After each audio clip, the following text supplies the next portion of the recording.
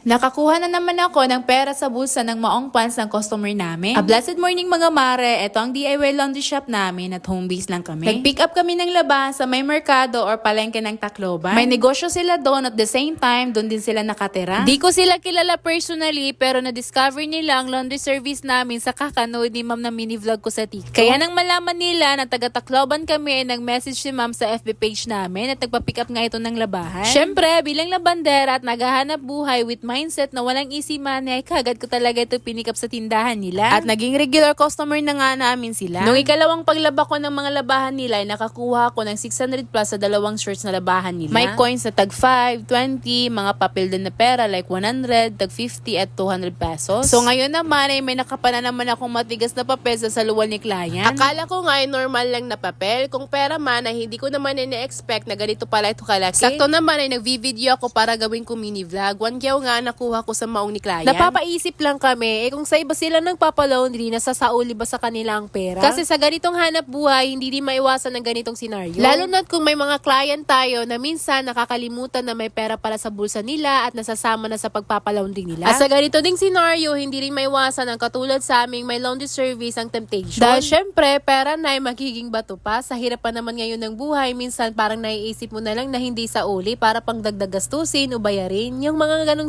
senaryo ba? Pero sa amin naman, hindi lang nagpapabango kami sa inyo para lang sabihin ang bait namin, ang honest namin. Pero sinasauli talaga namin, malaki o maliit man yan. Malay natin, sobrang importante pala itong pera tapos nakaligtaan lang. May pinaglaanan pala para sa panggamot or pang tuition fee, yung mga ganun. At ina-apply ko naman sa sarili ko o amin na kung sa amin mangyari to, syempre hindi kami matutuwa. Basta yung nakatatak lang sa isip at puso ko na wag angkinin ng hindi sayo at walang easy money. Kailangan pagtrabuhan na may kasamang pananalig sa Diyos. Kasi kung patusin mo ang ganyang gawain, parang wala kang tiwala sa Diyos at parang question mo na kung paano ang Diyos mag-bless sa'yo. Kaya sabi ko, ibabalik ko ito dahil may tiwala ako sa Diyos at siya ang magpro-provide ng pangangailangan namin at excited ako sa kung ano ang plano niya sa pamilya ko dahil naniniwala ako sa Kanya.